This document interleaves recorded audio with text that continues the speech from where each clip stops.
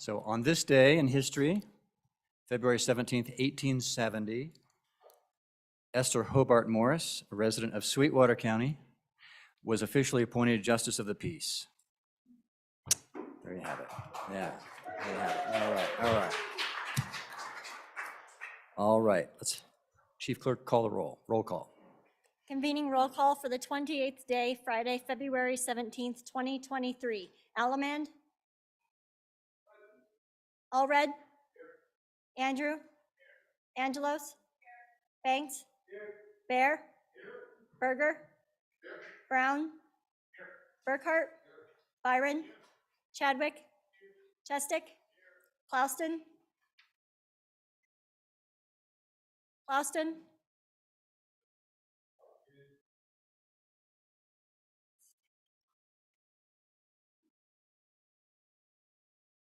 Conrad? Crago? Davis? Eklund? Haroldson? Harshman? Excused? Heiner? Henderson? Hornock? Jennings? Knapp? Larson Lloyd? Larson JT? Lawley? Locke? Nyman? Newsom? Nicholas? Nemec? Northrup? Oakley? Obermueller? O'Hearn? Olson? Ottman? Pendergraft? Penn? Provenza? Rodriguez Williams? Sherwood? Singh? Slagle? Smith? Stith? Here. Storer? Strock? Stivar? Tarver? Trujillo? Walters? Ward? Washut? Western? Winter? Wiley? Yin? Zwanitzer Dan? Zwanitzer Dave? Speaker Summers? Excused.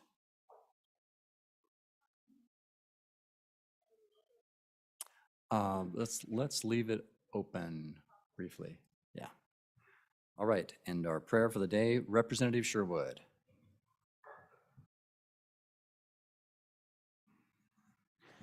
Thank you, Body. Dear Heavenly Father, thank you for being among us, being with us, Lord Jesus, to give us a passion to serve, to humble ourselves, Lord, as you lead us and you guide us.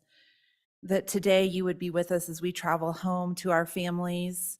Some of those reunions, Lord, will be joyful, others will be tearful and difficult.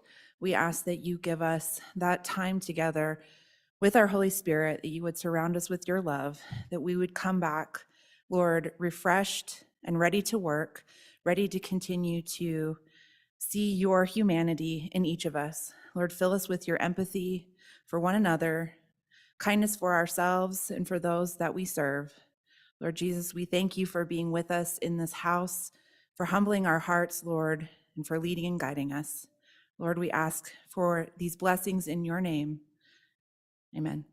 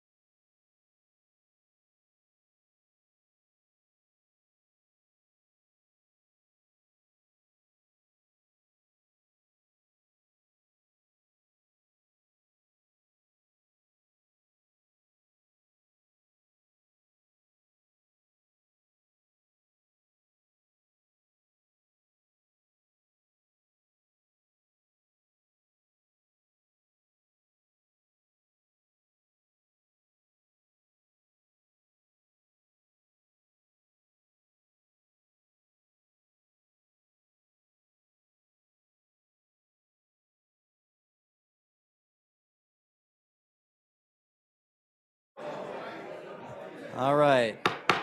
Showtime.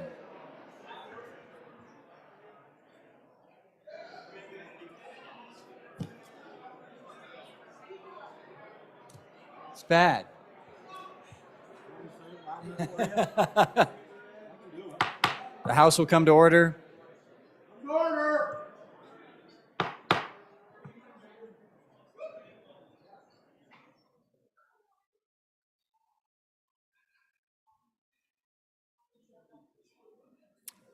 And let's continue roll call. Clauston? Harshman? 61 present, 1 excused. Representative Pendergraft, Thank you, Mr. Speaker. Privilege of the floor. please proceed. Ladies and gentlemen, I'd like to introduce to you a world-class pianist. Barbara Scherstedt is in the North Gallery, and a dear friend.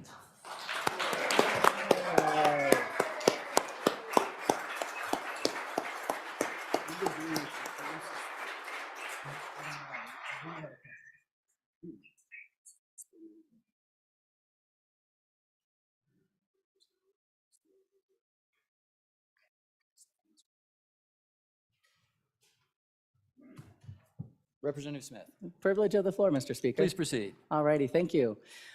All righty, well, in the West Gallery, if my friends would stand up, this is the Torrington Mennonite School. These are the 7th and 8th graders.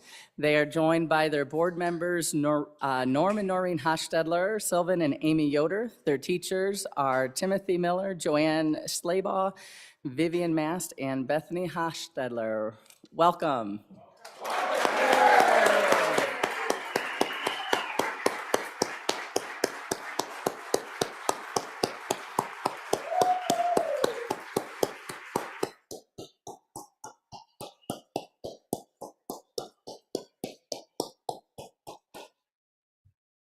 Welcome to the House.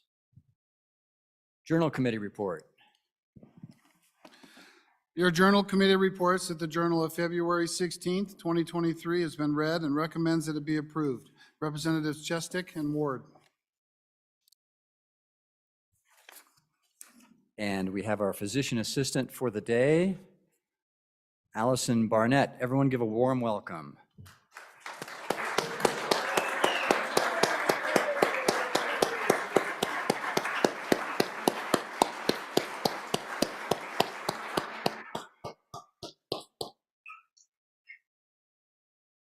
All right, messages from the Senate. Message 353. Mr. Speaker, House Bill 1, General Government Appropriations. The Senate adopted the Joint Conference Committee Number 1 report on the bill listed above by the vote indicated. Ayes 20, noes 10, excused 1.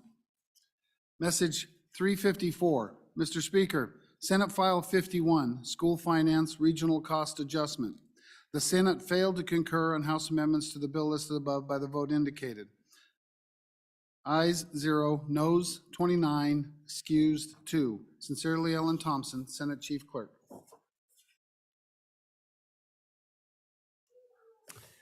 We are at that order of business of Senate files on first reading. The first Senate file for our consideration is Senate File number 174. Senate File 174, sponsored by Senator Driscoll. Senate File 174 is referred to Committee Number 4, Education. First reading of the bill. Wyoming Charter School Authorizing Board. Senate File 174 is referred to Committee Number 4, Education.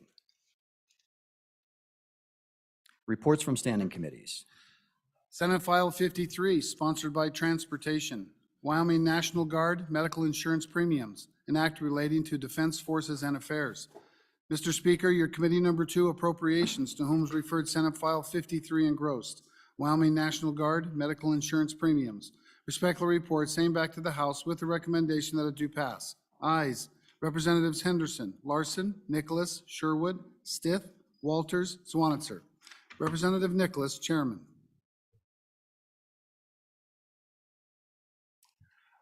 We are at that order of business of bills on second reading.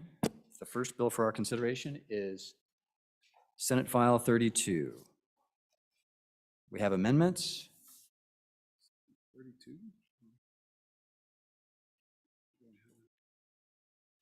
Stand by.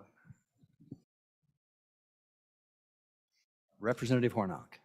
Mr. Speaker, thank you. I move second reading amendment number 1 to House Bill 32. Ask for your favorable consideration. I think it's an amendment that we can all get into. If you look in this bill, what I'm trying to do is just strike a few words and actually Representative Hornock, I apologize. If you can hold just one moment. Yep. I have to ask the reading clerk to read the bill. Senate File 32, sponsored by Judiciary, prohibiting drones over penal institutions, an act relating to crimes and offenses. Representative Hornock. Mr. Speaker, you want me to move that again? Okay. Please. Move the I amendment. move second reading amendment number 1 to House Bill 32 and ask for your favorable consideration. We talked about this bill yesterday, and it deals with drones, people flying drones over prisons and penal institutions, and some of the reactions to that. As I read through this, not reactions to that, but you know what we do about that. As I read through this bill, if you look on page 4, at the top of page 4, it says people that convey or attempt to convey contraband into a person confined in a penal institution or correctional facility. So that does make sense, except when they miss the individual. And so what we need to do is kind of clean up the language in there, and I think I'm going to strike "to a person confined in" and just put "into." So what I think, I don't know if you've had the golden opportunity to be inside our local prison here in this county, but there's actually an interesting situation that they have up there. People patrol the roof of that facility all the time, and I've talked to the sheriff's office over there, and they find some very interesting things up on the roof of that facility. There's holes in the roof because you have to allow the inmates to have a certain amount of open air time during the day. It's kind of a legal requirement. And so there's rec yards in that institution, and the ceiling is open to the sky. So there's a parking garage across the street, and they've said that they've had people using slingshots to kind of throw things over, and they find all kinds of good stuff on the roof of that facility. It's kind of an interesting problem that the captain over there says that he has 300 little MacGyvers that he's housing over there because of all the stuff that they can get into. So I think the purpose of this bill is not to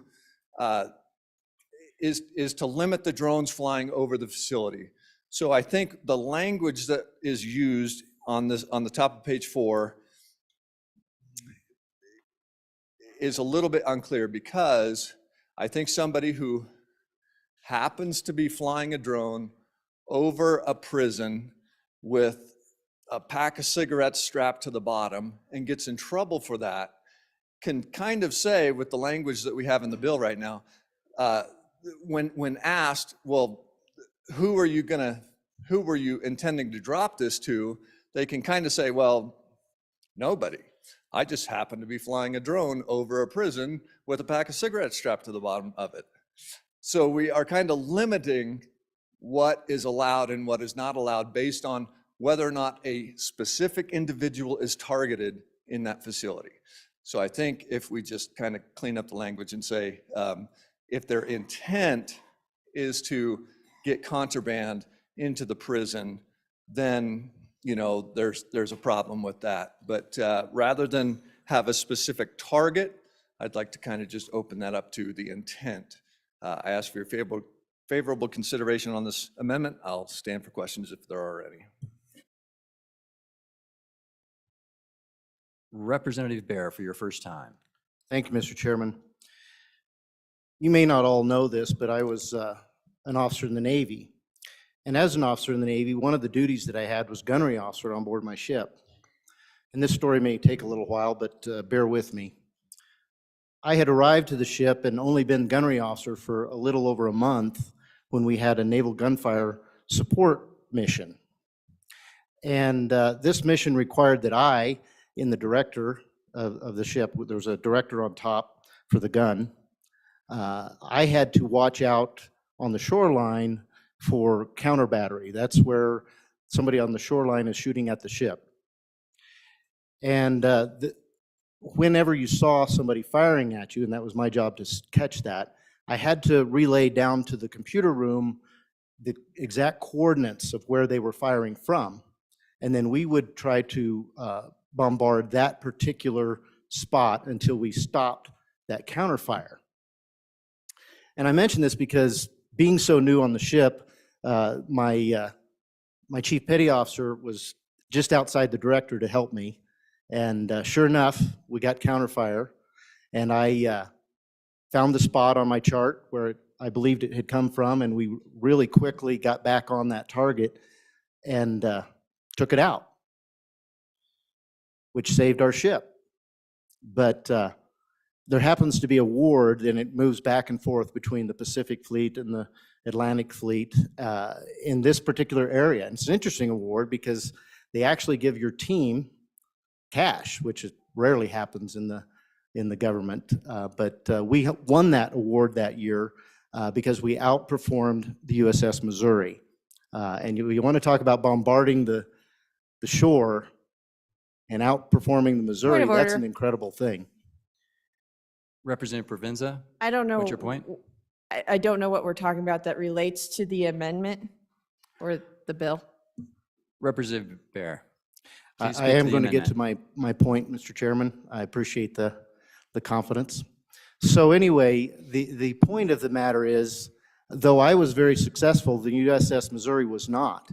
And that point is that it is not easy to hit a target. It's not, no matter how advanced you are. And recently, on the social media, there's a particular program that plays videos. It's has the word "you" in it and the word "tube" in it. You can see a lot of what's going on over in Ukraine, where they're dropping things from drones, and it looks really easy because they're hitting all these targets. Pretty interesting. But I think the bringer of the amendment is right on point with this amendment because it's very difficult to hit a target. And the way we've drafted this bill, you have to hit the target. You have to hit a particular person. And so on and for the amendment, I really believe it's important that we change it so that it's not based on hitting such a difficult target. Thank you. Anyone else for their first time? Representative Crago. Thank you, Mr. Speaker Pro Tem.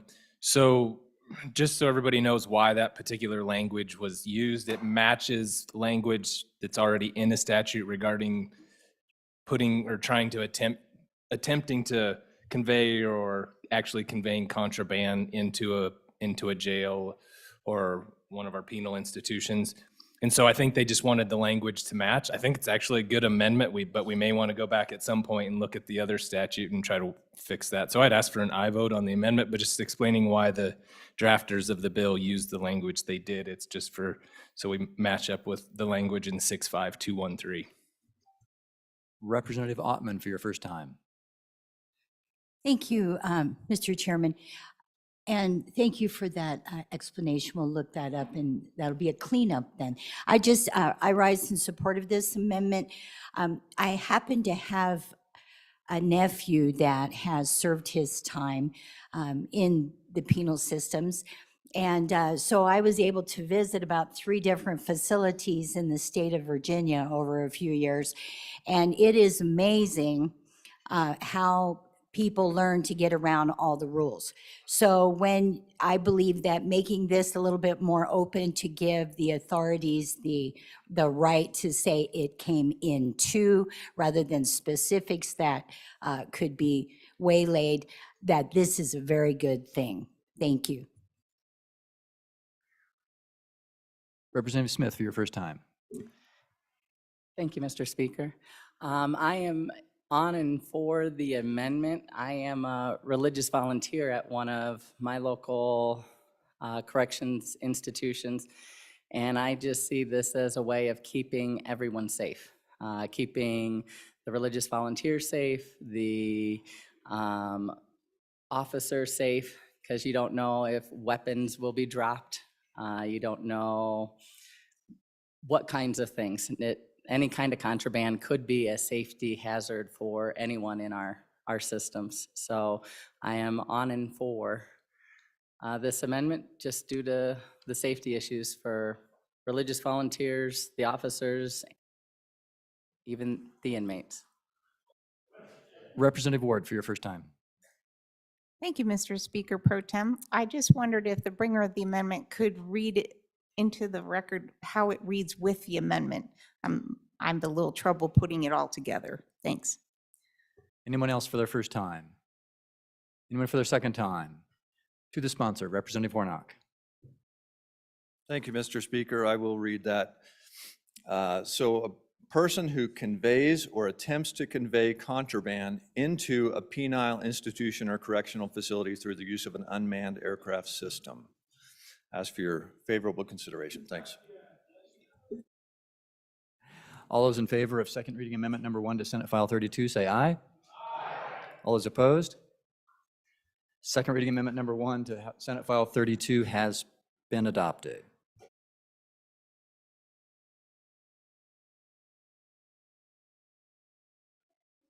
The next bill for our consideration on second reading is Senate File 61.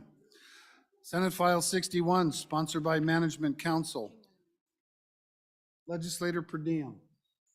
An act relating to per diem rates. Oh. Senate File Right. 62 passed. And Senate File 32, having been read 2 separate times, the question is, shall the bill be read a third time? Hearing no objection, it is so ordered. On Senate to File 61, sponsored by Management Council. Legislator per diem. An act relating to per diem rates. We have an amendment. Representative Heiner. Thank you, Mr. Speaker Pro Tem. I move second reading amendment number 1 to Senate File 61 and ask for your favorable consideration. Members of the body, this is a familiar amendment. We've dealt with this in the past. Last time we passed it through both chambers, and it was vetoed by the Chief Executive Officer. So this is a little different approach. In the bill, you can see that our per diem rates will be tied to the federal GSA, Government Services Office, and I can say that because it's in the bill. But the way the Government Services breaks out per diem is for lodging and for meals and incidentals. So their lodging is broken out as $98 currently, and the meals and incidental expenses are $59. And they further break down the $59. For breakfast, they allot $13 for breakfast, and this is meals and tips. For lunch, they allot $15 for lunch with meals and tips. Of course, if you go to a fast food restaurant, you don't have to tip, but $15. Dinner is $26. And then incidentals, that's for any other tips or anything you may need, is $5. So that's $59. So with this amendment, what I'm trying to achieve is that any meeting that is held within 25 miles of your residence, you only get 50% of the per diem rate. So that would be equivalent to $78.50. So it's above what the federal government says we should get for meals and incidental, is about 33% higher than what the federal government allots for meals and incidentals. But it provides for more evenly distribution for those meetings that we have in our area. So if a meeting is held in my location, I would be only getting half of the per diem rate. Additionally, we've heard just, I think it was yesterday, that there's many of our task forces and boards here within the state that follow the same guidelines as the Wyoming legislature does. So what we're doing is setting a precedent not only for us in this body, but for 50 some odd boards and task forces, that when the meetings are held in their region within 25 miles of where they live, then they would be held to only half per diem rates. So this, I urge you to consider this and support it. It shows that we are interested in serving and doing this in a manner that's consistent with federal policy. Thank you, Mr. Speaker Pro Tem. Representative Bear for your first time. Thank you, Mr. Chairman. On and for this amendment, I could tell you a story about per diem in the Navy, but I won't do that.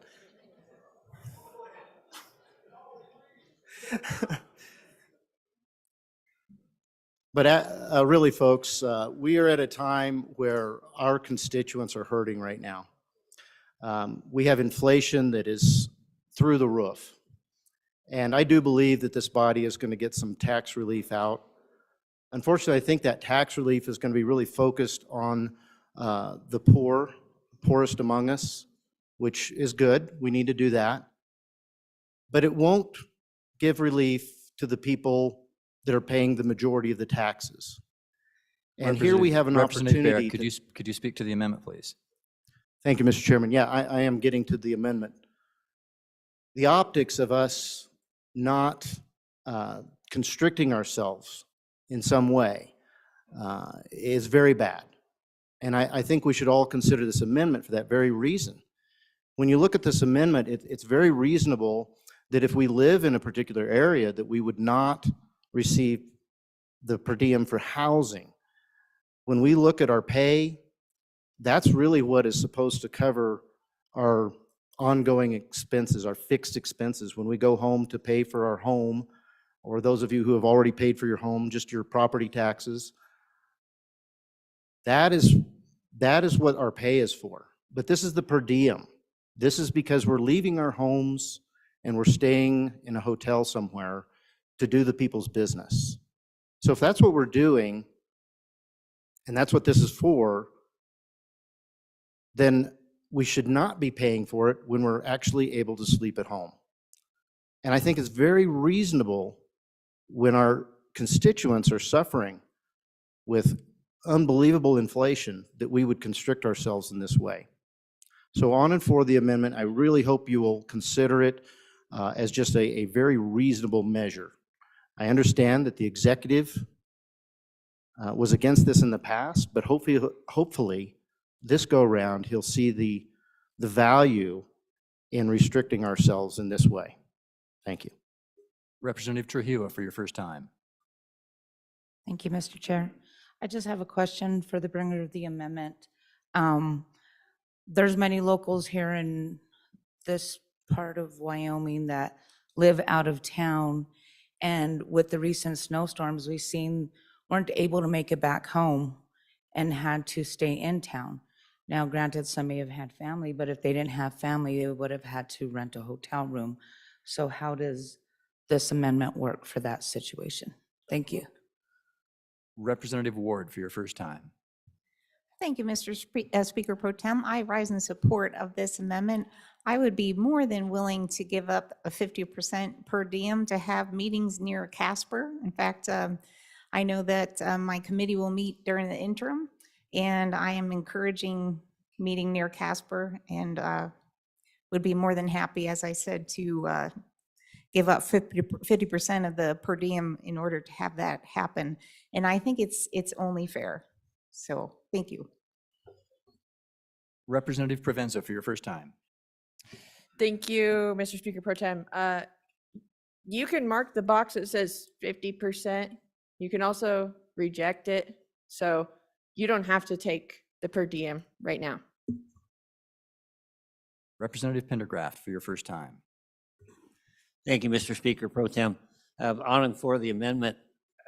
As most of you know, I served in the military for quite a while, and we had a tradition that when your unit was downrange, you didn't stay at home. If you didn't have to go downrange, you came and stayed in the barracks. The idea there is that we're all in this together. I think that thinking is an understanding that a lot of people are sacrificing while they're out there living on the town. And if you're at home in your own bed with your own family and your own TV, turn to your own TV channel, it sure seems to me that you could give up a little per diem. So thank you. Representative Locke for your first time. Thank you, Mr. Speaker. And really, I'm echoing some of what's already been said. I've gotten a lot of feedback from my constituents. Same thing. They're hurting. They want us to be judicious with their money. I think it's important that we pay close attention to this kind of feedback from our constituents, and we be responsible with these issues, especially in this particular case. Going back to what has already been said, if you're close to home, I think giving up some of your per diem should not be a significant issue, and it just shows. Being responsible with our people's money. Thank you. On and for the amendment. Representative Alaman for your first time. Mr. Speaker, thank you. I'm on and for the amendment. Just for the fact, and you've heard it, our people are hurting. How can I tell them that I want more than I need? We're a citizen legislature. We're not in this to make money. We're in this for our people. And we've got to have trust in them so that they can have trust in us. Thank you. Representative Oakley for your first time. Thank you, Mr. Speaker Pro Tem. Something that I think is an important consideration on this, and I don't think it's been mentioned, but so it says legislator per diem, but it's also attached to all of our boards and commissions. So those don't have a salary attached. This is the only way that they get any compensation. And it's a really significant number. Other than that, it's all volunteer. And so I think it leads to an unfairness there. And this effort has come before us before and been vetoed, and that's probably where we'd be headed if we passed this. Representative Brown for your first time. Thank you, Mr. Speaker Pro Tem. Really, the only thing that I have to say is just and I'm actually, it's not even saying, it's a real question. The way that this amendment is prepared, I'm curious how this interacts with our current practice, that if we host a interim committee meeting in another community, right now you only receive 25% of your per diem. And so this looks like that actually increases it to 50%. And I'm just curious if we want to adopt this, that's fine. I think in third reading, we need to go back and clean up the 25% because this actually gives us a little bit of a boost if the interim committee meeting is met in a community and you happen to live in that community right now, you only get 25%. The other thing I'll just mention just briefly is for those legislators here in Cheyenne, the per diem compared to those of you who travel is a taxable event on us. So we pay income tax on that compared to any of you who see that $109, you see that tax-free. That $109 is then taxed on us and we pay federal income tax on that. So, and that's within 50 miles as it goes to the federal government, and that's the IRS rules. So body will rule on this. I tend to agree with the good representative from the Lander area that this was the attempt of something similar was shot down before. I don't know if it'll be shot down again, but I don't know. We've got a good shooter from the Navy over here. So thank you. Representative Singh for your first time. Thank you, Mr. Speaker. There was a comment made earlier about the costs of lunches and things of that nature, and just something that I feel obligated to provide for this body is that there are folks that work hard every single day in our food service industry that the tips really will make or break their budget and whether or not they're able to afford groceries. That being said, I trust the decision of this body on whether or not they go forward with this amendment. Thank you. Representative Washut for your first time. Thank you, Mr. Speaker Pro Tem. I just want to throw out for the body's consideration that there's more to the equation than how close you're living. You know, sometimes you may have family or friends that you stay with when you're traveling about for meetings, or maybe even while you're here in Cheyenne. And you're not paying for a hotel in those circumstances either. So I understand the intent of the amendment, but there are legislators who get a full per diem, even though they're staying with a family or friend and not paying for a hotel room. So the amendment doesn't capture all of the possibilities, I suppose. Representative Penn for your first time. Thank you, Mr. Speaker Pro Tem. So I stand in support of this amendment. I have struggled a little bit with the bill because I see both sides, and this amendment is the same situation. I see both sides in that as a legislator, as someone has a responsibility in a department or something to help governance go forward, we want to make sure that good people can do the job. And it is difficult for people to do this job if they're not adequately compensated. To come here, you know, it's for many is quite a sacrifice, and a lot of that sacrifice is financial.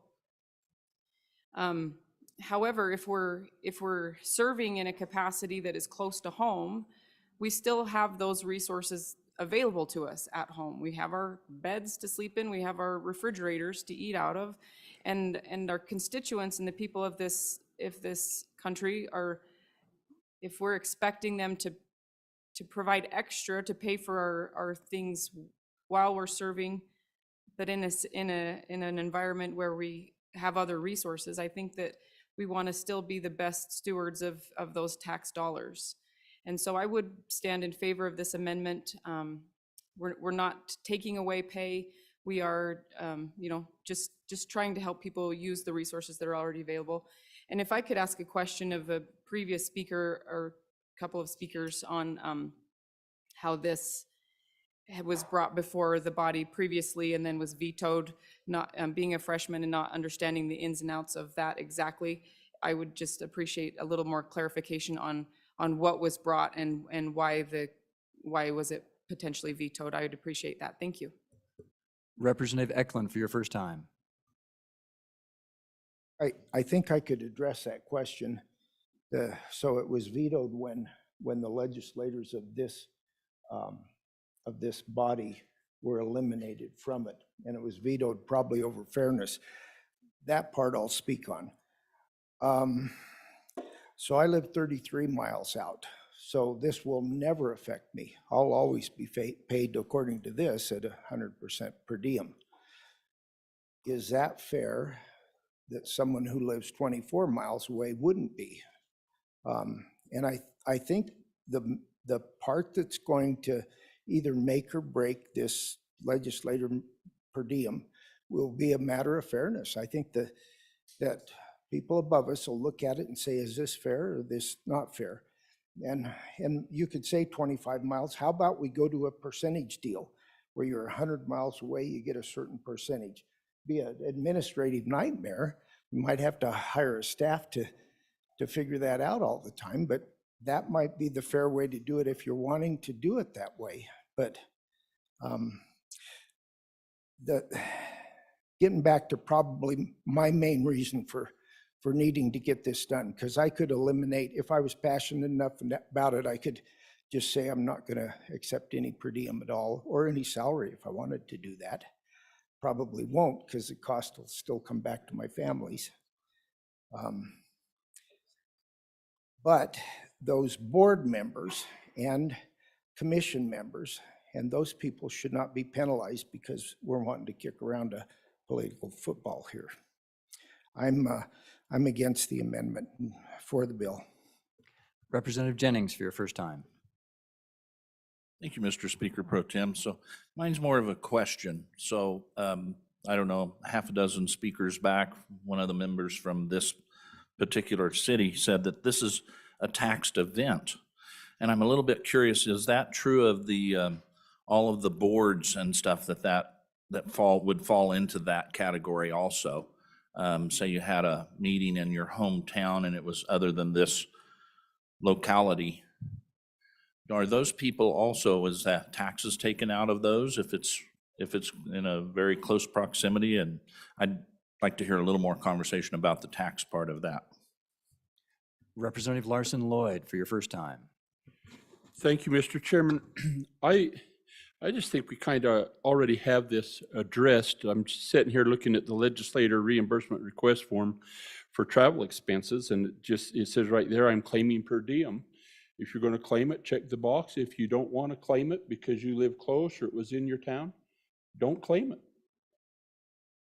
And then you're accomplishing, I think, the intent of what this body is trying to impose upon themselves, and lets those who are in the boards and commissions be able to get that compensation as they miss their work and they travel and do all of this for free. It also says if you want to just do it with actual receipts and stuff. So I think we really have this in place. And if you don't want to claim per diem, don't claim per diem. And so I would be opposed to the amendment. And think we have the process in place now. Representative Banks for your first time. Thank you, Mr. Chairman. I for my own clarification, if the bringer could kind of walk me through the process of this. So one of the committees I'm on is meeting in one of the towns 25 miles away, 25 miles away. I heard a comment that now the rate is 25%. So when with this amendment, that raises to 50%. Was that the intention of the bringers? My first question. And again, something that I mentioned yesterday is, selfishly, I like the idea of it, but we've got to remember that when things come about, we have thousands of people to think about before ourselves, and those people are the ones we're sent here to represent. So I just bring consideration to that of when we weren't able to pass any relief out of this body to our people, is this the right course to go about at this time? Thank you. Anybody else for their first time? Representative Swanitzer. Thanks, Mr. Dan. Speaker. Just to answer some of those questions, right? And so first, you can always claim if you want full reimbursement. So if we actually had a meeting in the richest part of the state now, and you had to spend twice per diem in your hotel, LSO allows you, it comes out of your committee chairman's budget, but you can always claim full reimbursement. Right now, it's in our rules that it's 25% within 50 miles. And so that's why we don't have a lot of interim meetings in the community over the hill, right? Because nobody wants to drive back and forth. I know some of you do every day. But that's what makes it really difficult with this 50-mile IRS window. And I know you're all familiar with that because you have to claim your tax home.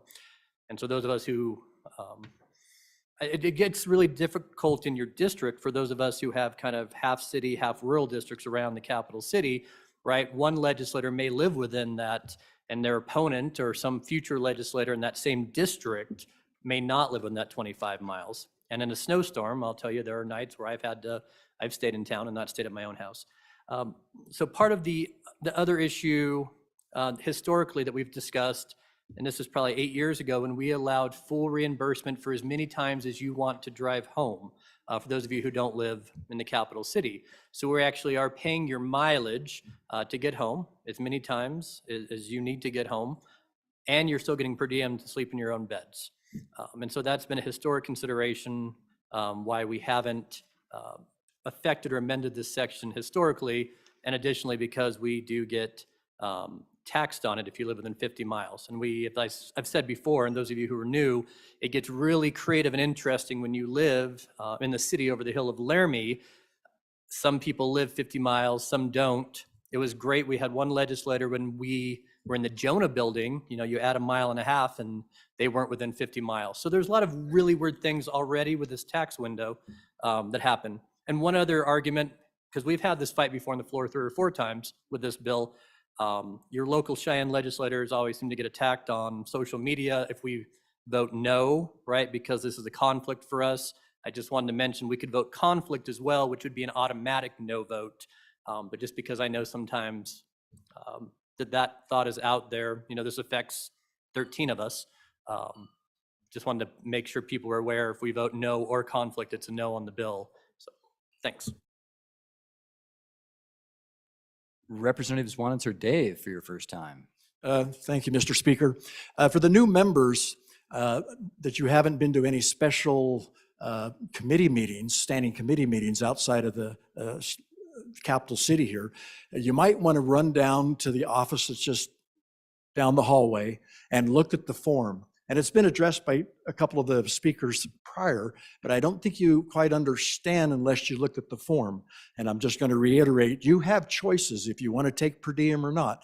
And so over the years, when I had some committee meetings, like in the northern part of the state, quite often I would turn that into a little mini vacation. And then if I would do that, then I felt like, wow, I shouldn't be claiming per diem, because even though I'm at a meeting, I'm also going to take off for a couple of days. So you have all those options. You don't have to take any per diem. If you want to donate all that back to the state, just leave those little blanks unchecked. But for those of you who aren't familiar with that form, please run down to the office and just say, can I look at a form of what you will be filling out over the summer when you attend these meetings? And I'm not standing for or against the amendment, just for information only. Thank you.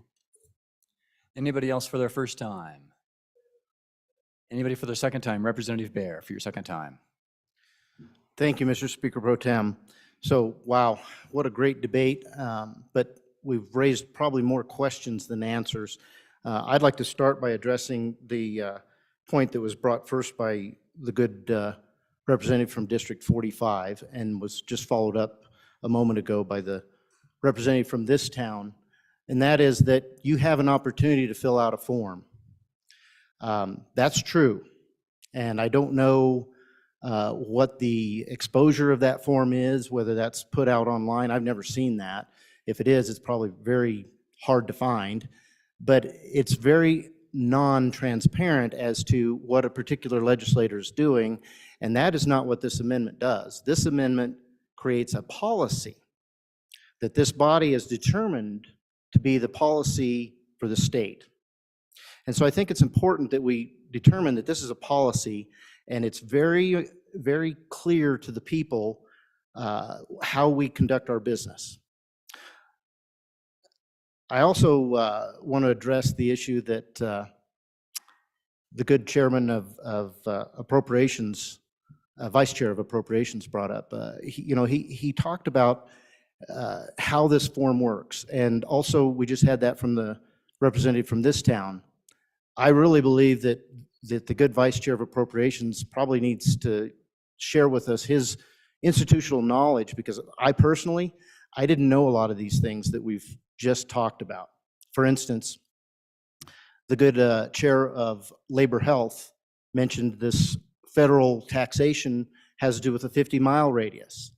And maybe what we need to do is bring a third reading amendment to move the mileage out so it matches the federal tax rate. I think that would be a wise thing for us to do.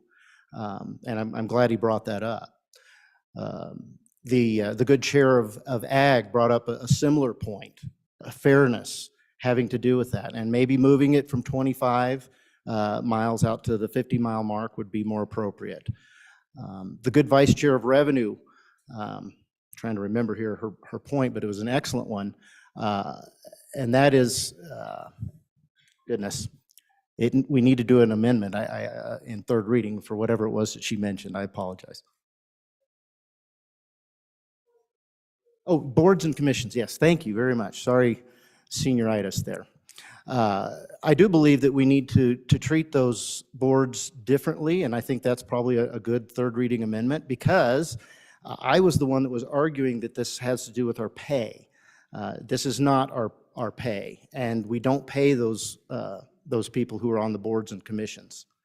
And so this probably should not apply to those persons. And so that's another reason we need to bring that up in the third reading. And with that, I would urge an aye vote for now on this amendment so that we can tweak it again in the third reading and appreciate the debate.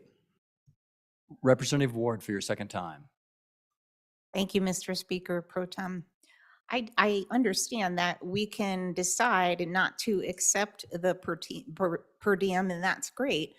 But what this amendment does is reduces costs to our constituents and the people of Wyoming, and that's why I'm for it. The bill is, we're voting an increase for our money remunerated to us. And so that is why I'm for the amendment, because it reduces that. On and for the amendment.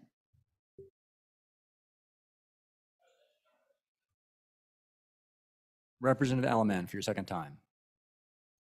Thank you, Mr. Chairman. I'm on and for the amendment, and I have a little idea that might help us all. We built a beautiful building in Casper. Why don't we just start having all of our meetings there? A lot of people won't have near as far to drive. People who are wanting their per diem.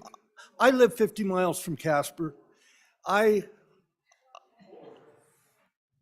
Representative Conrad, what's your point? We're on the amendment, not about where to have the meetings at.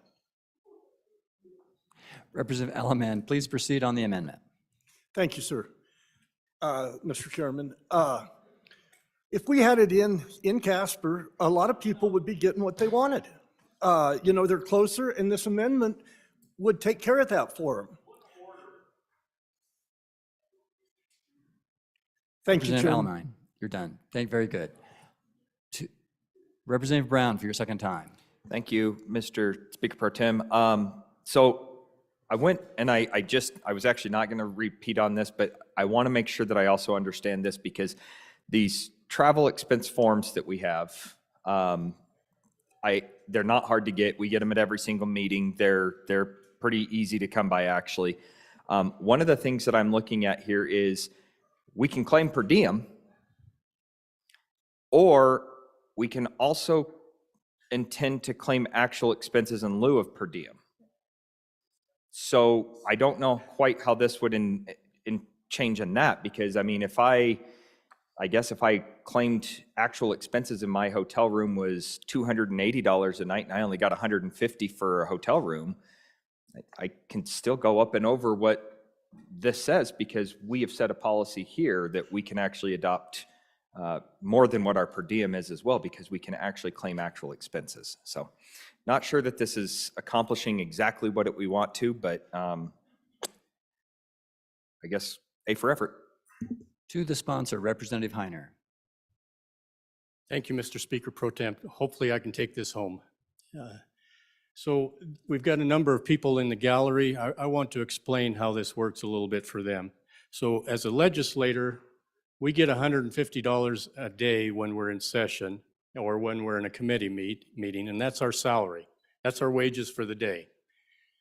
In addition, if we're having to pay for a motel or hotel and meals while we're away from home, we get what's called a per diem. And in order to make the paperwork simpler, they've created a levelized per diem for everyone. It's $109 a day right now, and this bill will raise it up to about $157 a day. And that's supposed to cover our hotel, meals, and all the incidental expenses. Now, as it is right now, during the interim, if we have a meeting in my hometown, I only get 25% of that.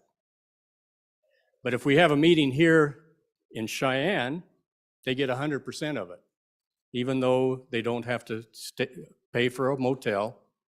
They get the full per diem if they so choose. So per IRS rules, they get taxed on that per diem. So is it really a per diem at that point? It's actually not. It becomes salary and wages. So those that live here in town are actually getting more salary than those of us from out of town because they're getting taxed on that per IRS, not because of what I'm saying. The IRS is saying that's equivalent to an additional salary. So what this amendment is trying to do is make consistency for all of us. If we have an interim meeting in my hometown, I will only get 50% of per diem. If it's in your hometown, you get 50% of per diem because you're not required to stay in a motel. Now, good representative from House District 44 brought up the point, what if there's a snowstorm and you can't get home? Very valid point.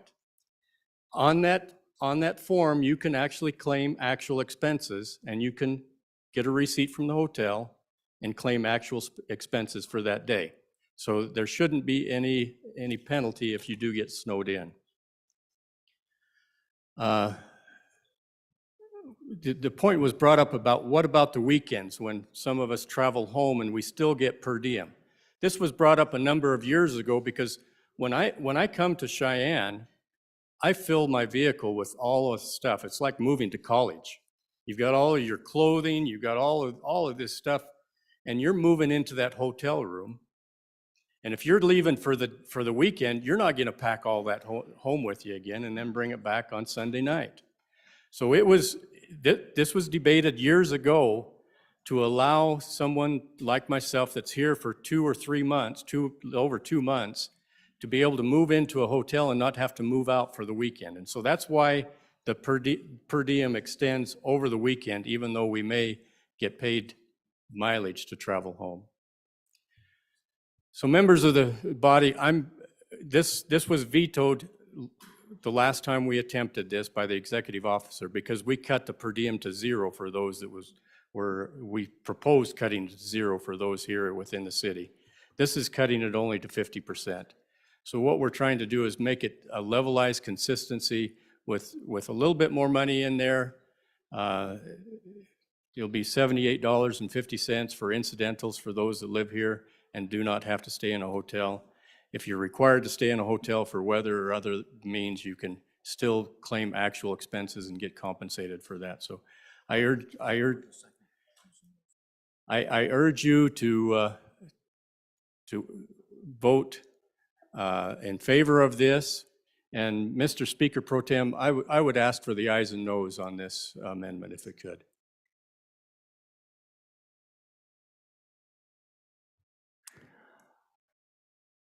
Do we have a second for the ayes and noes? Okay. All right, the reading clerk will call the roll. We are voting on second reading amendment number 1 to Senate File 61. The chief clerk will call the roll.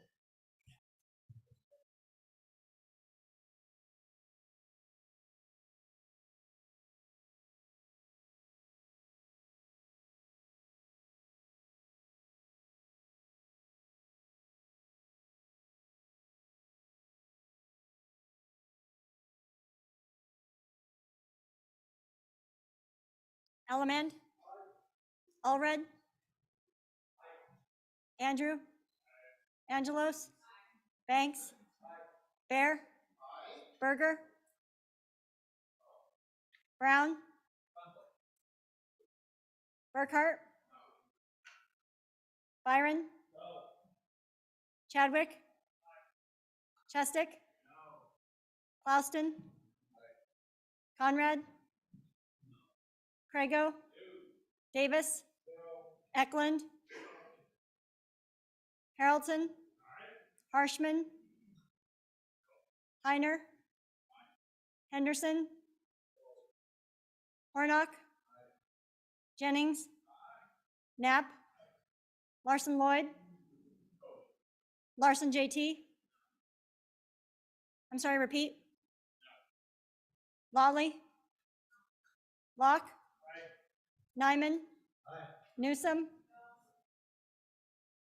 Nicholas? Nemec? Northrup? Oakley? Obermuller? O'Hearn? Olson? Ottman? Ottman?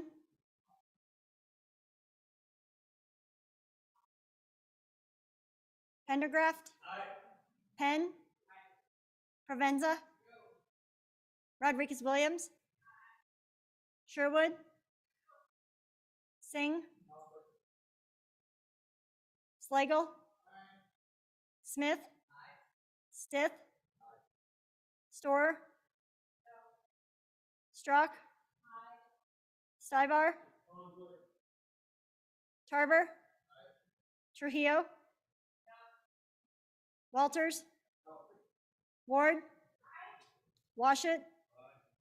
Western. Winter. Wiley. Yin. Zwanitzer Dan. Zwanitzer Dave. Speaker Summers excused. Are there any changes? Brown? Conflict to no? Further changes? Closing vote? Vote closed. 28 aye, 31 no, 1 excused, 2 conflict. Second reading amendment number 1 to Senate File 61 has failed. Senate File 61, having been read 2 separate times, the question is, shall the bill be read a third time? Hearing no objection, it is so ordered. The next bill for our consideration is Senate File 65. Senate File 65, sponsored by Senator Baldwin. Compensation of local registrars, repeal. An act relating to vital records. Senate File 65, having been read 2 separate times, the question is, shall the bill be read a third time? Hearing no objection, it is so ordered. The next bill for our consideration is Senate File 66. Senate File 66, sponsored by Appropriations. School capital construction funding, an act relating to school finance accounts. Senate File 66, having been read 2 separate times, the question is, shall the bill be read a third time? Hearing no objection, it is so ordered. The next bill for our consideration is Senate File 95. Senate File 95, sponsored by Senator Ellis. Moon Landing Day, an act relating to legal time and holidays. Senate File 95, having been read 2 separate times, the question is, shall the bill be read a third time? Hearing no objection, it is so ordered. The next bill for our consideration is Senate File 102. Senate File 102, sponsored by Senator Salazar. Food Freedom Act amendments, an act relating to marketing homemade foods. Senate File 102, having been read 2 separate times, the question is, shall the bill be read a third time? Hearing no objection, it is so ordered. The next bill for our consideration is Senate File 178. Senate File 178, sponsored by Senator Boner. Mountain Lion Pursuit Seasons, an act relating to game and fish. We have an amendment.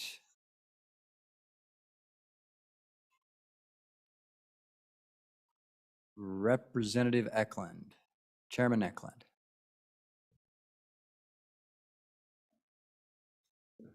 Mr. Speaker Pro Tem, I move second reading amendment number 1 to House Bill 178 and would ask for your favorable consideration. What this does is eliminates non-resident dog trainers from doing this within the state. I talked with some people who do some hunting with mountain lions, and we know there are some challenges with what we're trying to do here.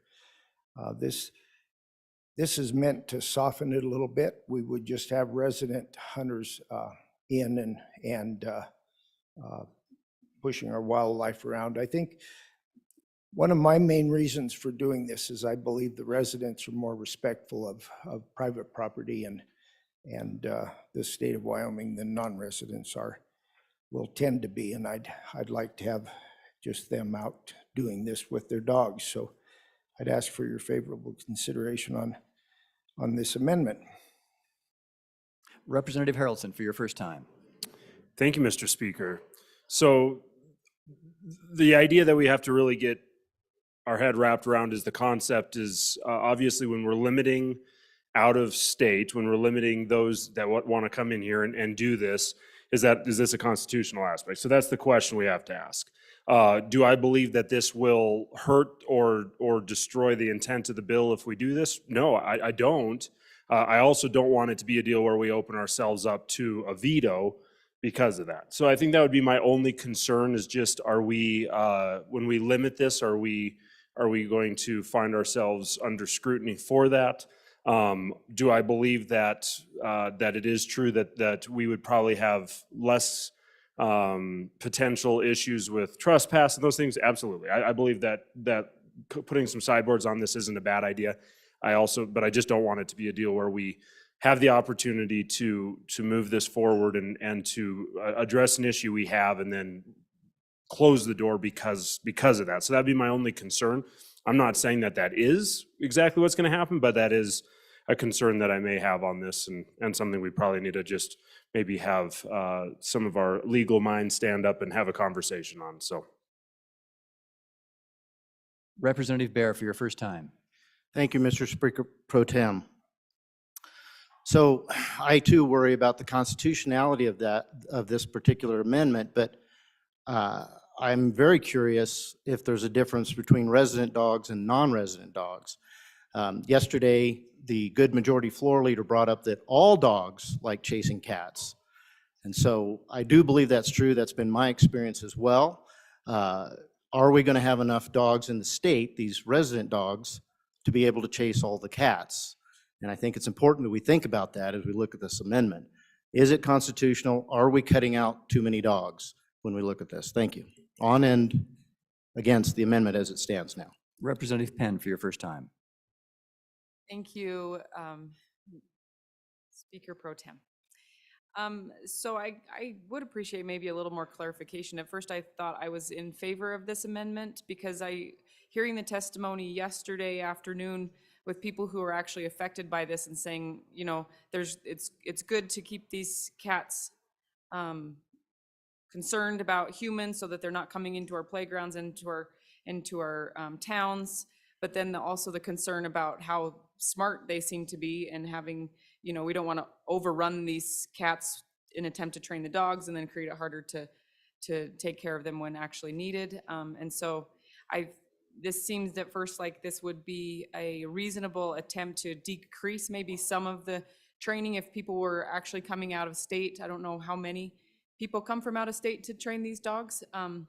But I too would like to hear maybe some more about the constitutional concerns. Thank you. Representative Banks for your first time.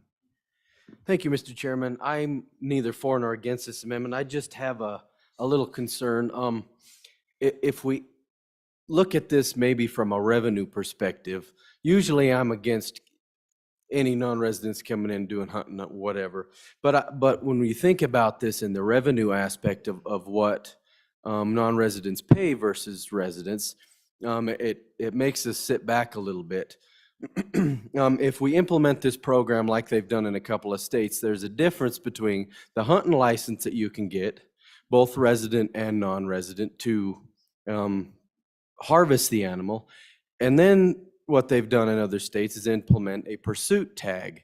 And that's different. You don't harvest the animal, it's just for the training. And I don't know if they call it a pursuit tag, maybe it's a training license or something like that, but there's a difference. But what non-residents pay for that is a significant amount higher than what residents pay for that. So if we just looking at it at that perspective, maybe a little bit more clarification of if that was taken into consideration about if we go about this from a revenue perspective. Thank you. Representative Hornock for your first time. Thank you, Mr. Speaker. I just wanted to bring up the idea of tourism with this. Tourism is a big part of our industry here in Wyoming. Some of these guys, I don't know if you've seen these pickup trucks and the trailers with the dog boxes on them. Some of these guys pay a lot of money to train these dogs, a lot of money for this equipment, a lot of money for these trailers to house these dogs and the kennels and things attached to that. And you know, I do think that by doing this, it may have an effect on some of our tourism industry here in Wyoming. I'd like for you to keep that in mind as you vote for this. Thank you. Representative Alaman for your first time.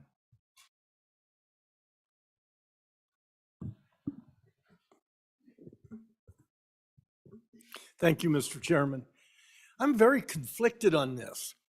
I was 100% for the amendment, but now I'm not sure after listening to a couple other good representatives of just how much revenue we could win or lose. First, I believe the cats belong to us. The wildlife in Wyoming belong to the people of Wyoming. Does that say we should keep the cats just for us and train our dogs with our cats? Or should we give opportunity for people to make money? I'm very conflicted on this bill, and I'm just having to think it over a little more. Thank you. Representative Ward for your first time. Thank you, Mr. Speaker Pro Tem. I just have a question for the good bringer of the amendment. Do we know how many dogs or folks are from out of state who might participate in this program versus how many are in state? Thanks.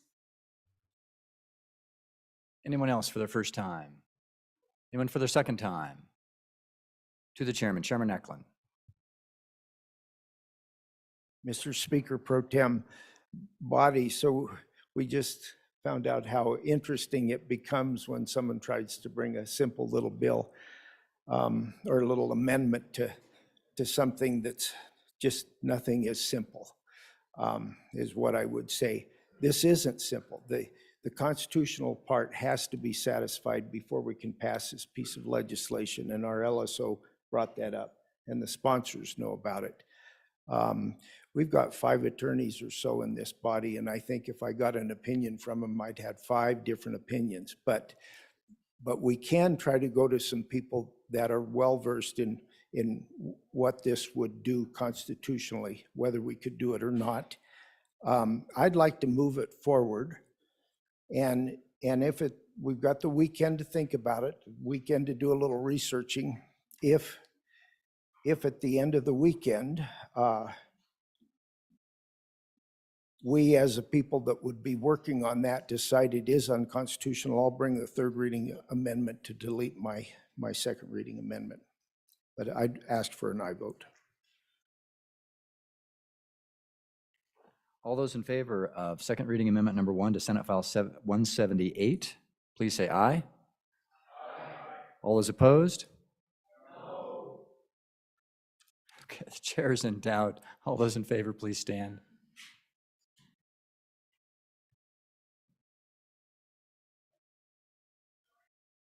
Okay.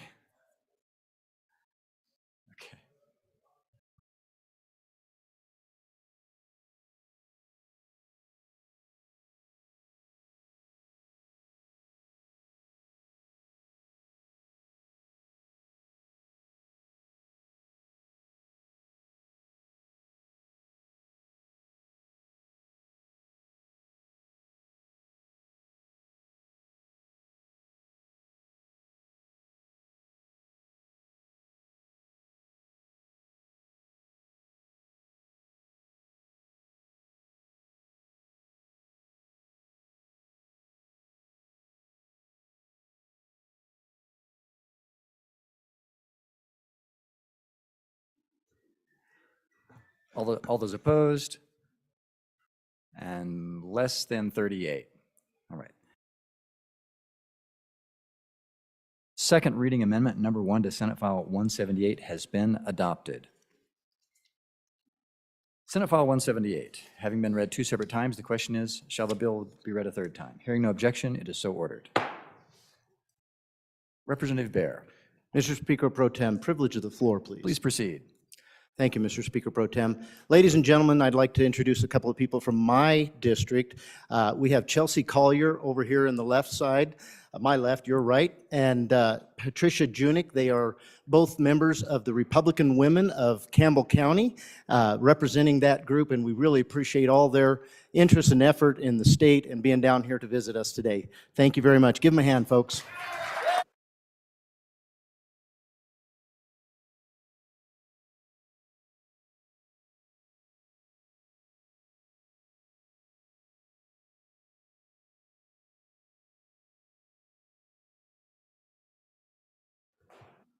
Okay, just one more.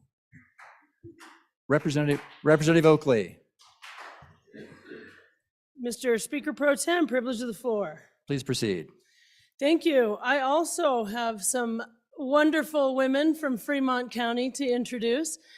I'd like to say, from having worked with them for a long time, I consider each and every one of these to be friends. They are active and engaged in recruiting and supporting good candidates from our county. They are engaged in city politics and county and state and statewide. And I think you see that reflected in the good representatives from Fremont County. So I would like to introduce Georgia Davis, Kate DeBow Hayes, Jerry Bash, and Sandy Lewers. Please stand, ladies.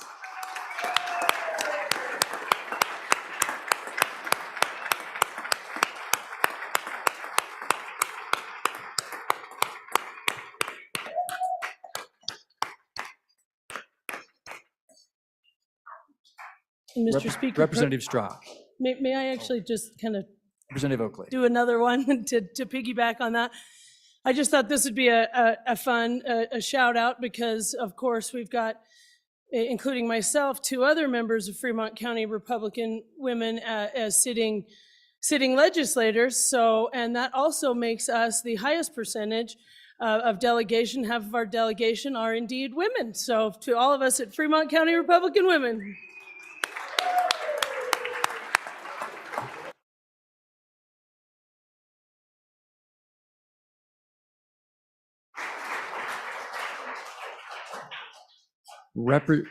Representative Strack. Thank you, Speaker Pro Tem. Up to my right, I have a very special friend, Shane Yazzie. He is part of the Navajo Nation and from New Mexico, and he's been part of our family for 2 years now, and he's moving home. So he came to tell me goodbye. So this is Shane.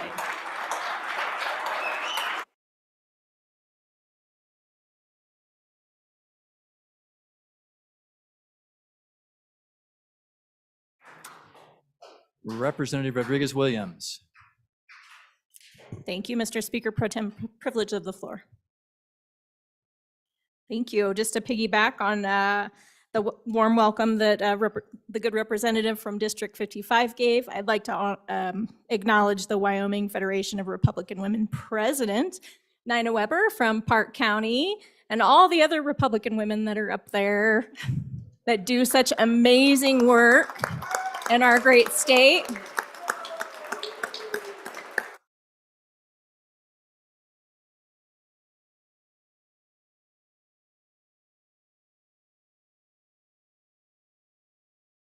Representative Penn. Thank you, Mr. Speaker Pro Tem. Privilege of the floor. Please proceed.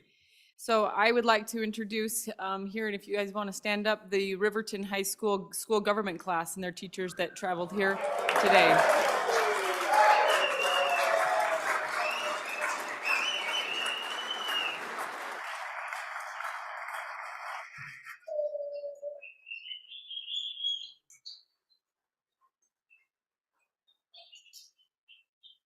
Representative Oakley. Thank you, Mr. Speaker Pro Tem. I just wanted to say I was also going to do that one, but I want to give a special shout out to Rebecca Pearson, the teacher of that class, who I've been in her classroom. She's exceptionally engaged in getting these kids engaged. Just fantastic. So thank you all for being here.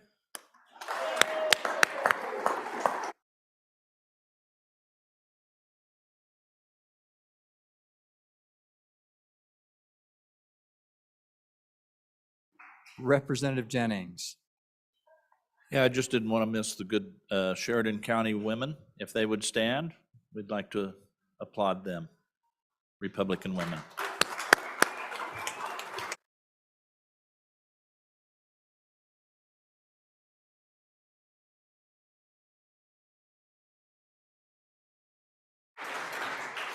Mr. Majority Floor Leader. Thank you, Mr. Speaker Pro Tem. I also want to recognize a couple of young ladies from my part of the country. We have with us today, and it is my honor to introduce Sherry Davis, who is the current president of the Crook County Republican Party and also serves as our state committee woman. And next to her on her immediate right and our left is Carol Thomas. She is also a Crook County Republican Party precinct committee woman. And so just wanted to let those ladies know we appreciate their work, support of the Republican Party, and all they do for me and our party up in the northeast corner of this wonderful state. So thank you, ladies.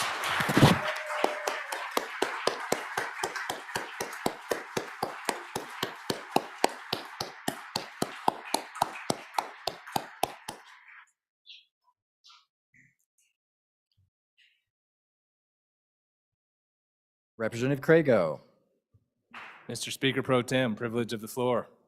please proceed.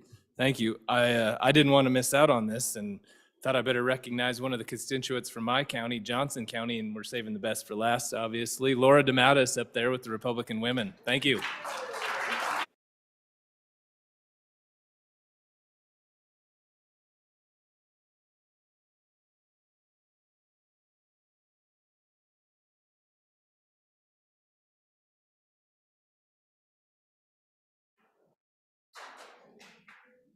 We are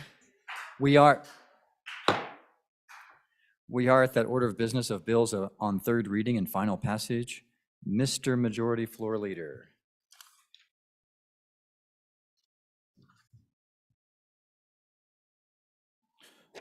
Mr. Speaker Pro Tem, I move the third reading consent list consisting of Senate File 21, Senate File 29, and Senate File 58 for your consideration.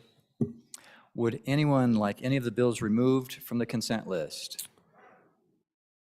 Mr. Speaker, Representative Haraldson. pursuant to 7-3, I would like to hold Senate File 58 back for a day. Hearing no objection, Senate File 58 is laid back one day. Representative Bear. Thank you, Mr. Speaker Pro Tem. In accordance with House Rule 7-3, I would like to lay back Senate File 21 for one business day. Hearing no objection, Senate File 21 is laid back one day.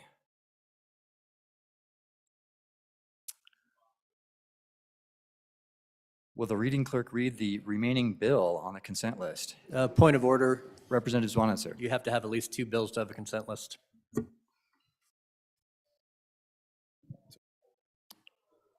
Okay, Senate File 29 will be moved to third reading, regular list, regular reading.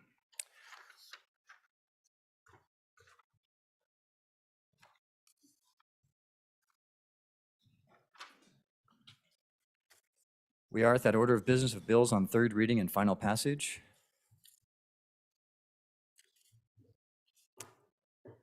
Majority Whip Western. Thank you, Mr. Speaker Pro Tem. I would like to lay back the following bills in accordance with Rule 7-4 for one legislative day. Senate File 87, 106, 16, 38, and 84.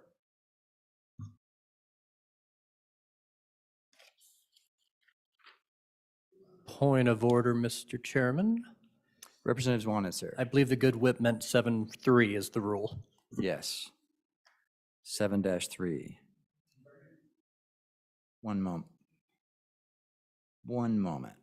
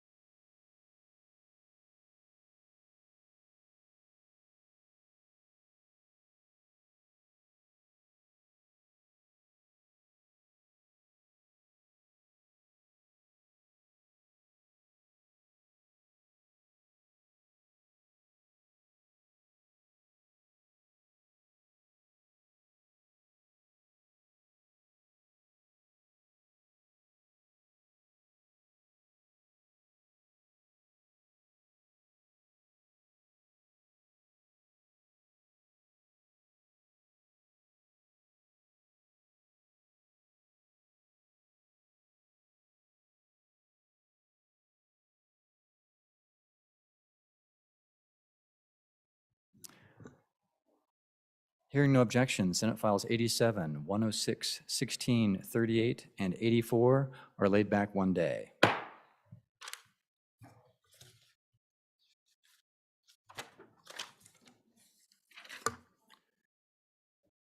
We're at that order of business of request for concurrence.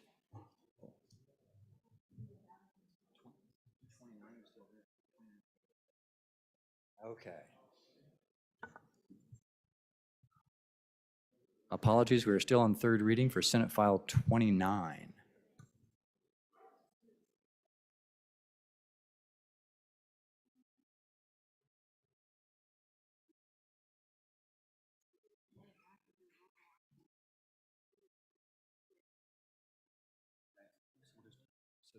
So 29 was not like that. Right, so Senate File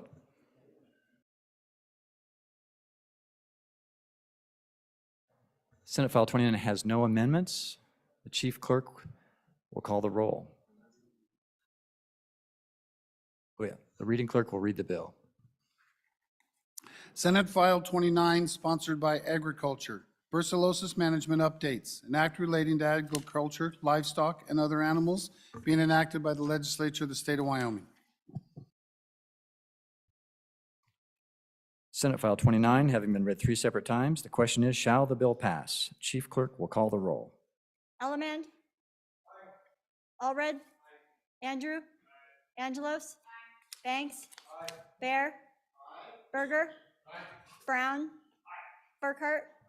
Byron? Chadwick? Chestick? Klauston? Conrad? Crago? Davis? Eklund? Haraldson? Harshman? Heiner? Henderson? Warnock? Jennings? Knapp? Larson Lloyd?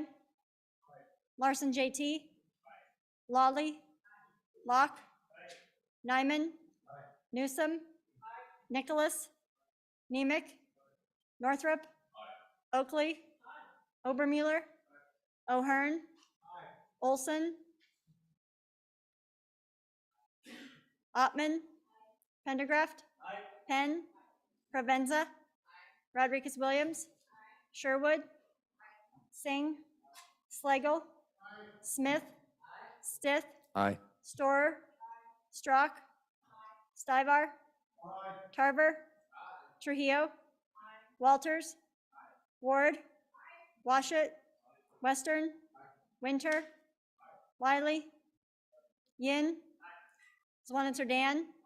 Zwanitzer Dave? Speaker Summers, excused. Are there any changes? Are there any changes? Closing vote? Vote closed. 61 aye, 1 excused. We are at that order of business of request for concurrence.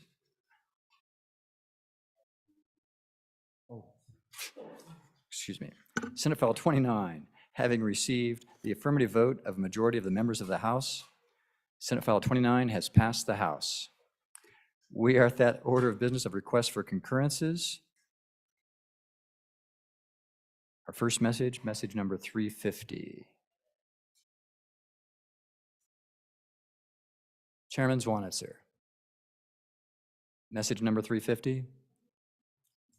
Mr. Chairman, would I assume message 350 regards House Bill 7? Yes, Chairman Zwanitzer. Thank you, Mr. Chairman. I'd move message 350, which I may not have seen yet, but it's regarding House Bill 7, which is the underage marriage bill. So our good friends down the hall did insert one provision into the language. You'll remember on the underage marriage bill, if you were 16 or 17 and you wanted to get married, you still needed a judge's permission and a parental signature or parental verbal agreement, depending on the circumstance. What our good colleagues down the hall did, saying if that 16 or 17-year-old is emancipated and can contract and has her legal rights, they no longer have to have that provision. So as long as the minor has been emancipated, I already believe that I had that drafted into the bill and it already dovetailed with our current homeless minor and emancipation laws. The Senate just wanted to clarify that completely. That's what they've done. Certainly don't believe it hurts the bill, would ask for your aye vote on concurrence. Representative Heiner. Thank you, Mr. Speaker Pro Tem. I'm not seeing the concurrence on our website. I'm not seeing any hard copies. How are we supposed to understand this without time to look at the concurrence? One moment.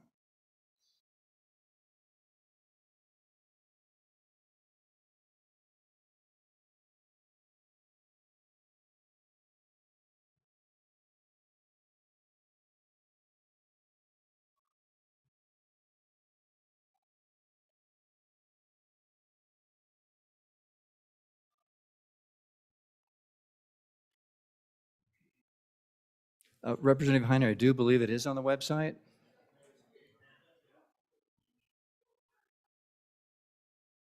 Thank you, Mr. Speaker Pro Tem. It just barely showed up. Whatever you did up there, remember, because you got magic fingers. Representative Bear. Representative Bear? Thank you, Mr. Speaker Pro Tem. I was just hoping that the good bringer of the concurrence letter would explain this emancipation. I'm just not familiar with how emancipation works. I have an idea, but if he could just give us a little bit of his legal knowledge on that and how that might already be in the bill. Thank you. Chairman Zwanitzer. Okay, Mr. Speaker, just wanted to make sure this is my second time and nobody else wanted to speak first. Okay, so with that, you'll see there's two statutory provisions on line 8 and 9. One of that is what we call our homeless minor statute. And so at 16, you can be, while not emancipated, you get 4 or 5 rights to contract, bank accounts, housing, to do a rental agreement. We also have 2 initiatives in our 2 largest cities you may have heard of that have kind of facilities for homeless minors. The other one is our emancipation statute. They're on line 9. And so if a minor, 16 or 17-year-old, have issues with their parents and they can go through the DFS process or they can go through the court process and get emancipated. The testimony 5 years ago was it can take up to 6 to 9 months to do an emancipation. And by that point, you're involving a lot of things because the court's so backed up. And so that's actually why we brought the homeless minor statute, I think in 2017, which was also a bill of mine. And so I'm kind of fondly remembering what we did there. So the Senate just said if you have those rights to contract or you're emancipated under either of those 2 sections, you can in fact have a marriage without your parental signature, which just makes sense.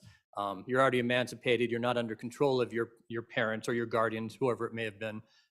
And so I think it helped the bill.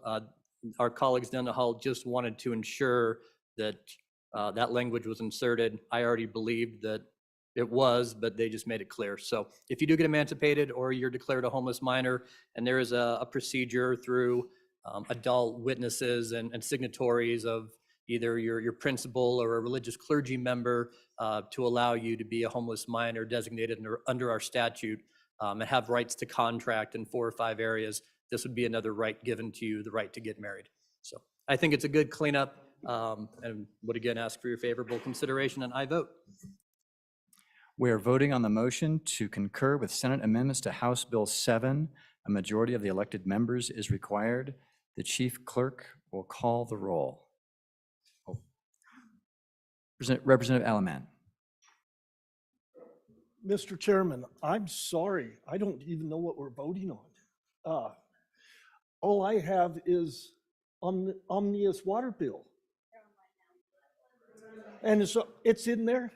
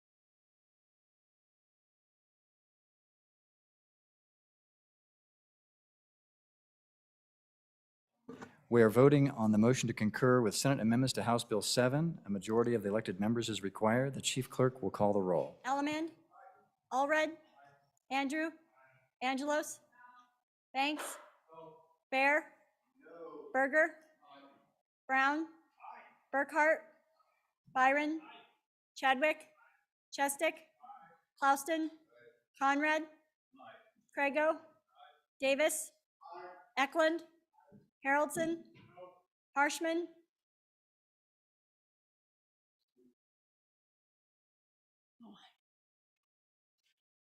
Heiner, Henderson, Warnock, Jennings, Knapp, Larson Lloyd, Larson JT, Lawley, Locke, Nyman, Newsom, Nicholas, Nemec, Northrup, Oakley, Obermuller, O'Hearn, Olson, Ottman, Pendergraft, Penn, Provenza, Rodriguez Williams, Sherwood, Singh, Slagle, Smith, Stith, Aye. Storer, Strock, Stivar, Tarver, Trujillo, Walters, Ward, Washut, Western, Winter, Wiley, Yin, Zwanitzer Dan, Zwanitzer Dave, Speaker Summers excused, Harshman, aye.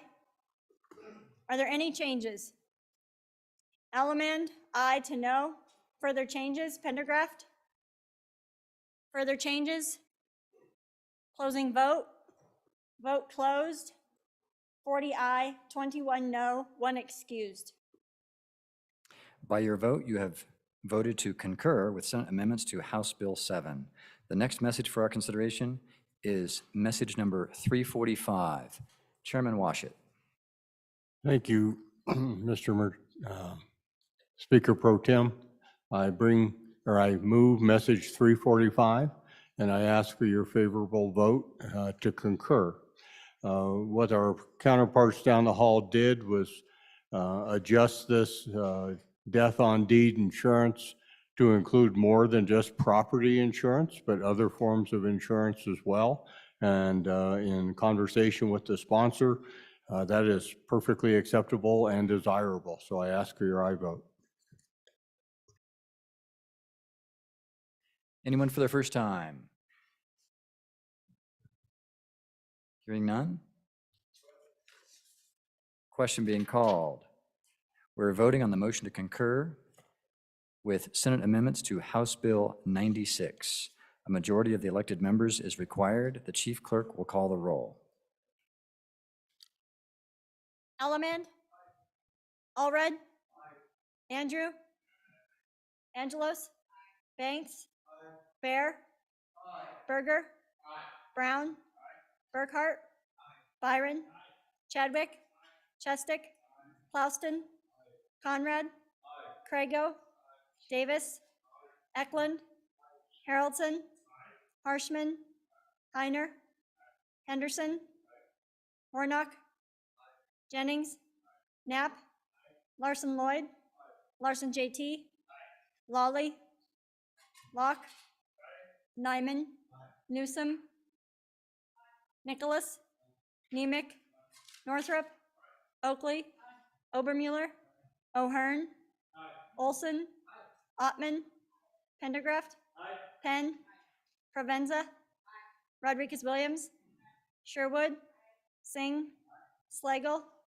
Smith, Stith, Aye. Storer, Strock, Stivar, Tarver, Trujillo, Walters, Ward, Washut, Western, Winter,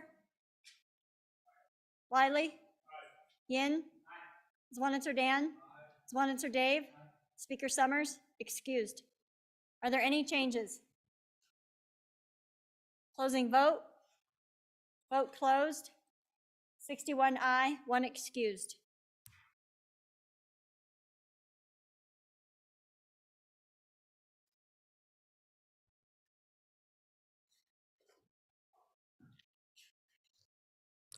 By your vote, you have voted to concur with Senate amendments to House Bill 96.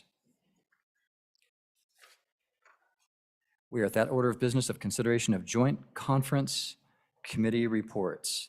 The first report for our consideration is Joint Conference Committee Report number 310 on House Bill 104. Chairman of the Conference Committee, Haroldson.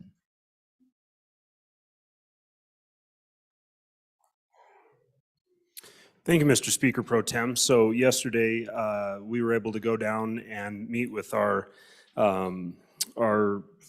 friends down the hall and have a conversation. What we had an issue with is the original amendment that was brought on the Senate side eliminated the rule-making ability in the enacting clause. And so all we did is reinserted that, just gave the rule-making ability back to our Fish and Wildlife Service.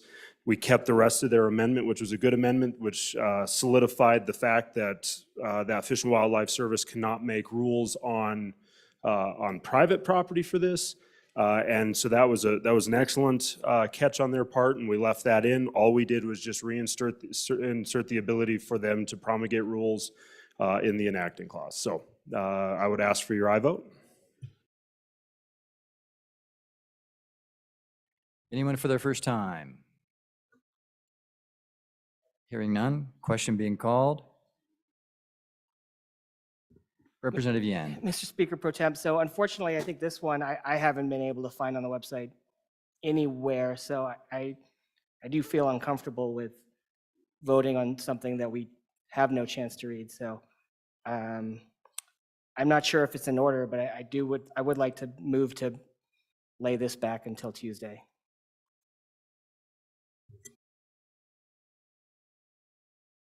One moment. At ease for a moment to see if we can get this up on the site.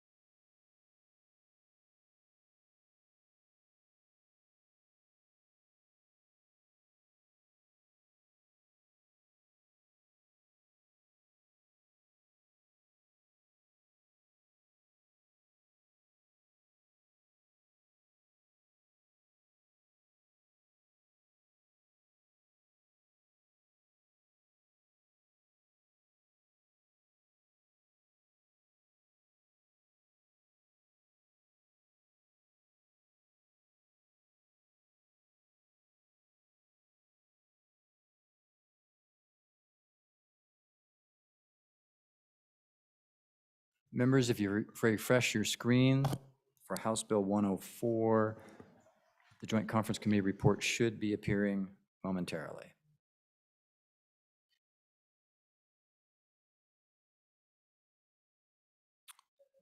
Mr. Speaker Pro Tem. So if you, Representative Haroldson. Thank you, Mr. Speaker Pro Tem. So if you guys go to your page, you go to House Bill 104, and then you can go over on the concurrence and click on the amendments. Sorry, on the amendments tab, you'll find the concurrence, and it will be that message number 310. And if you look at it, it's going to look identical to the last amendment from the Senate minus that only that first line, page 1, line 5. And it's just going to be that delete rule making, I believe is what it said originally, or rule promulgation, maybe it was. Anyways, once again, just to solidify what this does is it keeps the entire intent of the Senate amendment. It just cleans up that elimination of that out of the enacting clause and brings uniformity to how our LSO staff drafts our bills. So with that, I would once again ask for your favorable consideration. Representative Landon. Point of Brown. order, Mr. Speaker Pro Tem, I believe we were voting on a joint conference committee report. Is that correct? Because I am still not seeing a joint conference committee. Representative I see a Brown. concurrence, but I can't find the joint conference committee. Representative Brown, if you click on the amendments tab to House Bill 104, over on the left toward the bottom, you'll see the Joint Perfect. Conference Thank Committee you, report. Mr. Speaker Pro Tem. I appreciate it. Anyone else for their first time? Anyone for their second time? To the sponsor? Question being called. We're voting on Joint Conference Committee Report number 310 to House Bill 104. A majority of the elected members is required to adopt the report. The chief clerk will call the roll. Allemand?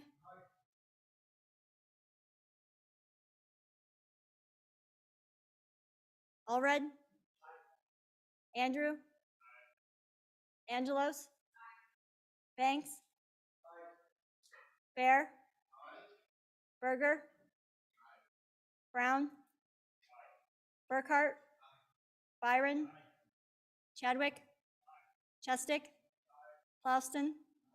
Conrad? Crago? Davis? Eklund?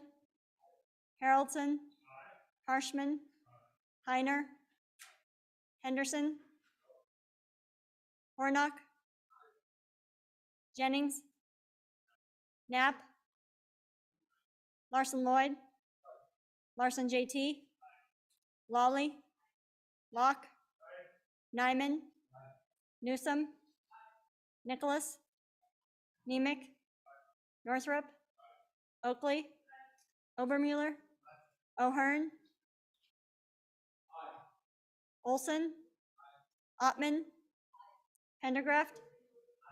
Penn? Provenza? Rodriguez Williams? Sherwood? Singh? Slagle? Smith? Stith?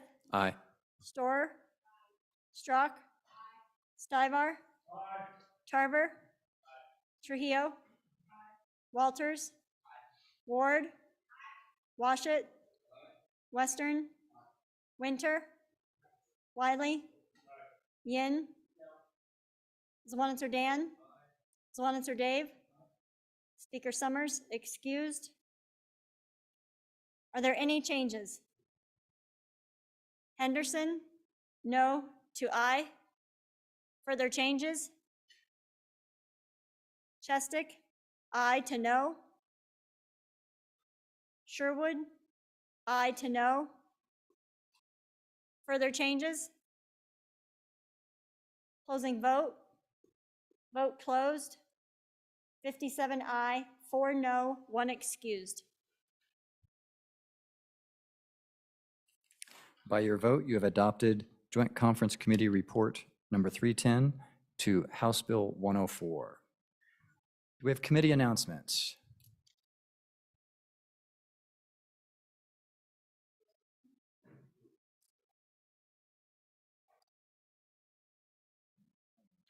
Chairman Northrup. Thank you, Mr. Speaker Pro Tem. Your committee number 4, Education, will meet upon noon recess. We're going to hear 2 bills because actually House Bill 83 has been asked to be pulled back 1 day or 1 meeting because the bringer has an amendment apparently. So anyway, we're going to be hearing Senate File 52, School Finance Education Funding, and Senate File 168, Alternative Teaching Certificates. Chairman Eklund. Thank you, Mr. Speaker Pro Tem. So the Ag Committee won't be having a formal meeting to discuss bills, but I'd like to meet anyway. 9 o'clock on Tuesday morning. We have Monday off, so that's why I'm announcing it here.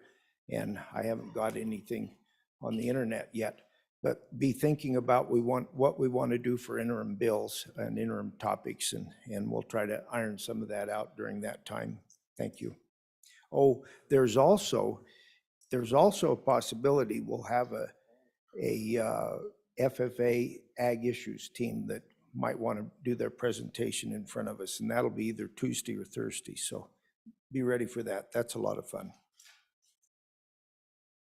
Chairman Olson. Thank you, Mr. Chairman.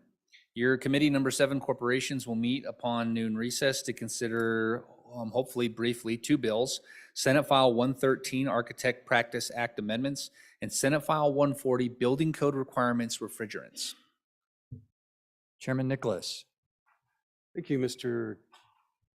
Chairman. Your House Appropriations will meet on adjournment on Tuesday to hear Senate File 159, Senate File 172, and Senate File 144. On Wednesday at noon, we'll hear Senate File 142, and on adjournment on Wednesday, we'll complete the capital construction bill. Chairman Newsom. Chairman, your committee number 6, Travel, Recreation, Wildlife, and Cultural Resources. We do not have any Senate files on our agenda, so we will maybe be meeting for lunch on Tuesday, and my committee can get to know each other a little better. Thank you. Chairman Washut. Thank you, Mr. Speaker Pro Tem. Your Conference Committee on House Bill 14 will be meeting at 12:30 on Tuesday in West 113 with our Senate counterparts. That's 12:30 on Tuesday in West 113. Chairman Harshman. Thank you, Mr. Speaker Pro Tem. Your committee number 3, Revenue, will meet Tuesday, February 21st at 8 a.m., Conference Room East 3. Here are the following bills: Senate File 151, Wyoming Prescription Drug Transparency Act; Senate File 101, Wyoming Legal Tender Act. Thank you. Representative Olson. Yeah, privilege of the floor, Mr. Chairman. Please proceed. Thank you. Folks, I just wanted to make an announcement that the Laramie County GOP tonight, if there are any of you staying in town, we're having our Lincoln Day dinner. It's at 5:30 p.m. and it's at the office. You can still get tickets at the door, and I am told that Abraham Lincoln will be there in the flesh. So it's going to be good company and good friends and good fun. So if you have nothing else to do and you want to support your local capital city Republican Party, come on down.